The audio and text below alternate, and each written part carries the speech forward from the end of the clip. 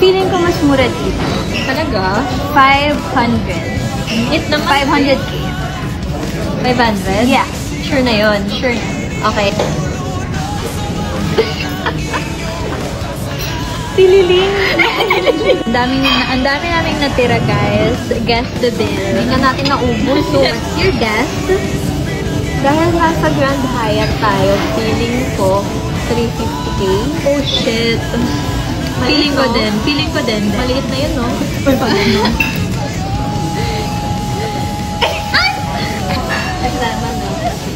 Swerte talaga ako palagi. Kasi na, anong paper dito? Yes. Steak na. Alam mo, both tayo mali. Bakit? Ang liit ng mahula natin eh. 759,000. Shit! Nagpapanik ako, shit. Ako din. Nanginginig ako, sis, oh. Barya. Sorry. Kami na to.